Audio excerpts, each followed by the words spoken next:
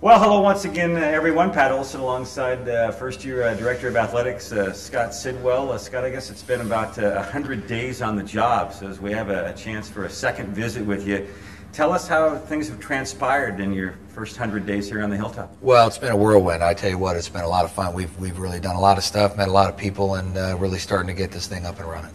You know, one of the things that I've noticed is some of the cosmetic changes, new carpet in the gym. In fact, it was kind of a scramble here about 2 or 3 weeks ago with people moving stuff in and out of offices. And I noticed a couple days ago in some of the upper hallways, new artwork going up on the walls, making things kind of look more uniform, so to speak. Talk about some of that stuff that's happening. Yeah, that was one of the things we wanted to do right away, Pat, was really make an impact, make an impact in our building, make an impact in recruiting.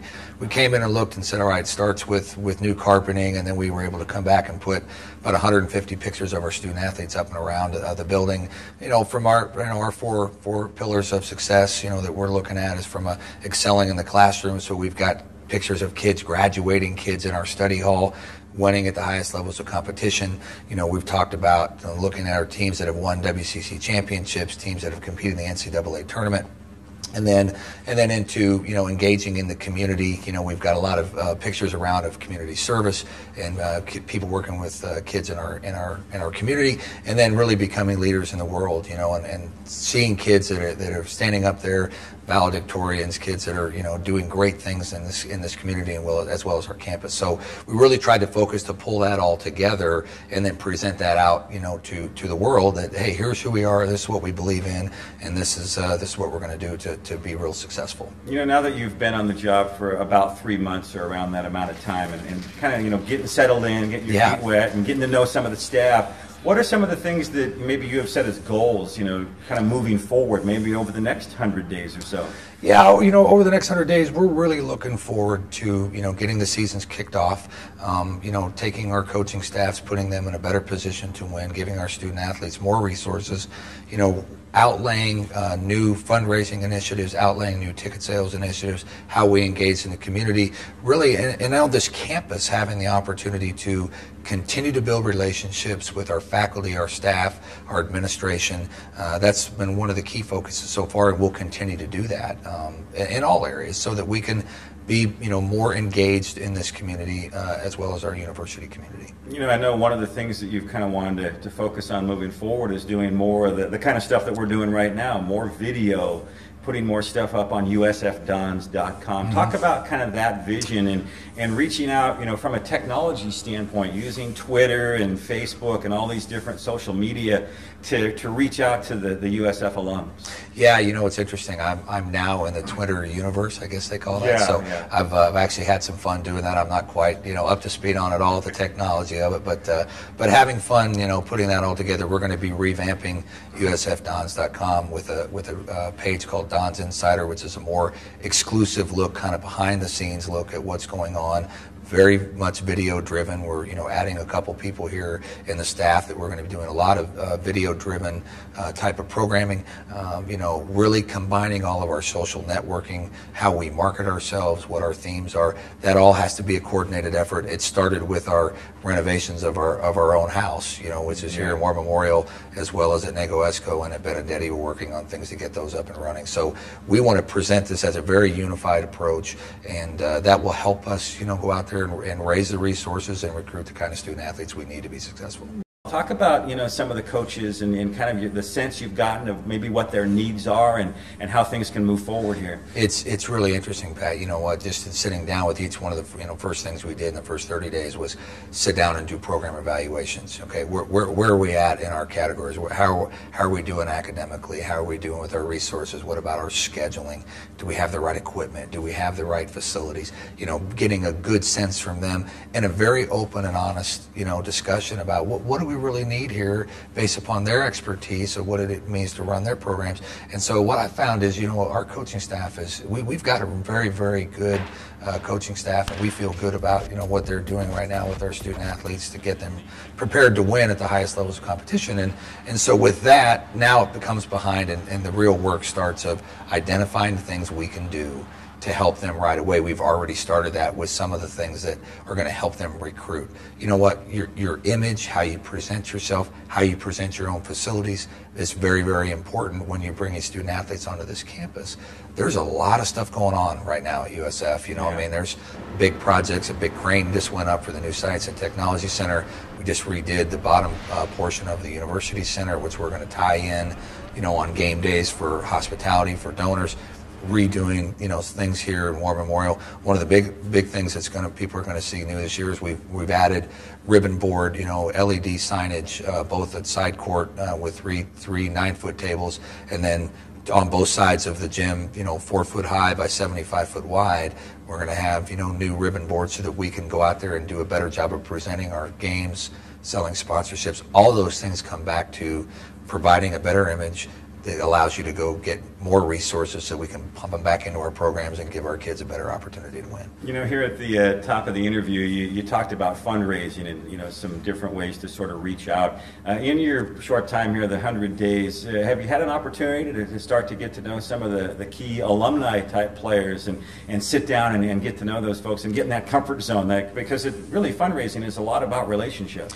I have been on tour, yeah, for sure. You know, I've tried to really schedule myself, you know, out and about so that I'm not only getting one-on-one appointments, but I've been, you know, in several of our communities where people have hosted opportunities for me to speak to different groups of people. I'm getting ready to do it here internally, speak to the freshman class coming in this Saturday at orientation. I'm leaving this interview to go to a meeting. So it's really about developing relationships across the board. Our fundraising platforms will be at the very, very top of our list because we need to generate, you know, more resources to pump into our program so that we can give them the best opportunity to be successful.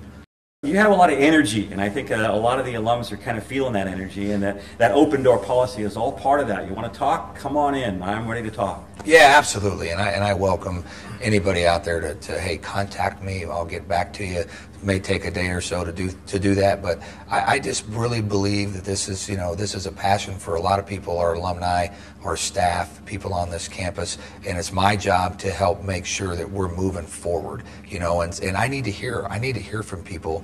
You know, if I don't hear about what people's concerns are or what their aspirations are, I don't know what I can do to react to that. So from that standpoint, I like to develop. That's who I am. You know, I enjoy being around people. I enjoy having conversation. You know, as much as we're going to focus on the social media aspect of it with emails and texts and video, sitting down and talking to somebody face to face or having a phone conversation with them is the very best way to communicate. So I'm always going to be that way, and I look forward to being out and about in this community and talking to people. You know, you bring up a point that alludes to, I guess, a question, and that is, how do you dance that dance of the older generation that maybe aren't into all that social media stuff, the young folks coming in that want to see Twitter and want to see Facebook and maybe want to have a USF app on their iPhone or their BlackBerry Storm or whatever it is? How do you get those two groups to kind of come together? Yeah, you know, the big thing that I found is that support comes in a number of different ways, and so does communication, and you have to pay attention to all of it. You know, I mean, nothing will ever replace the handshake in my book, you know, and I just think that you start with that, but the ability to communicate to the masses through all the different means of technology is something that we have to get ramped up on, and we have to do a better job of. I know with my own kids, you know, I communicate with my daughter on a daily basis through a text, you know, and then when I get home I see her. If she wants to ask me a question, she's texting me. When I'm talking to my dad, I've got to call him on the phone. You know what I mean? So it comes in all shapes and sizes and different forms. We have to be and do a better job of ramping ourselves up to be able to communicate across the board in a better way. Look, maybe a year, 18 months, 2 years down the line, what sort of goals do you have in mind, or where would you like, you know, USF to be, you know, maybe 18 months ahead? Well, I can tell you this. I mean, we're going to meet with our student athletes here coming up, and I've already met with, you know, our coaching staff and getting ready to meet with our staff again. And one of our goals for the year is, you know, we're going after the WCC Commissioner's Cup. You know, it's there for us to take that and really be the premier program in the West Coast Conference. And from that, we can start to build upon, what type of facilities do we need to start engaging and looking at? What type of platforms do we do to raise the money to be able to do that? We need to warp speed ourselves, into the upper echelon of this conference, and not just in our conference, but nationally. Like I said, 100 days ago or three months ago when I started in my press conference, that we are a nationally recognized Division I athletic. No doubt about that. There's no doubt about it. We've got a great history. We're going to connect the past with the present. We're going to do all that. But we need to start acting that way, and that's what we're really trying to almost inject. Kind of puff out your chest a little bit. You're darn right. You know what? And show off the logo and all that stuff. Right? There's no question about it. And hey, we're the Dons, and everybody needs to know it. And that's how we're gonna operate. And we're gonna let our kids know that, so that when they walk on the court or they walk into a classroom, they're proud to be a student athlete at USF. And I'm proud to be the athletic director and being the guy that's helping pushing all that forward. One final thing, the branding, and I mentioned the logo. I still bump into people, and hey, do you work at UCSF, or how's San Francisco State's basketball team looking this year? How do you sort of get beyond that so that people understand it's USF, it's not UCSF, it's not San Francisco State. We're the only Division I program in the city. Right. It's a little bit of a challenge. I've dealt with that for a long time. I think it goes back to my comments about being consistent, having a good platform for your messaging, making sure that you're licensing your logos, that we don't just have a hodgepodge of logos out there that different people are using in different ways. We're going to centralize all that, have a good plan of attack of how we push that forward. I think our greatest asset in our brand is the name San Francisco. I mean, it's one of the greatest cities in the world. And so for that, we need to be proud, and our university has a tremendous history in this city and is widely recognized nationally, internationally. Let's be proud of that. Let's talk about it. Let's tell everybody who we are and what we're trying to do. So with that, we're going to really push that out and make sure that people see what we're doing and how we're doing it. Scott, appreciate the Good time. seeing you, Pat. Thanks so much. Enjoy your energy. I can feel it just sitting over here in the chair. It's going to be a great time moving forward, I think. Well, I tell you what, we're already doing great things. We have great kids, great staff, great alumni. People want to take this to the next level.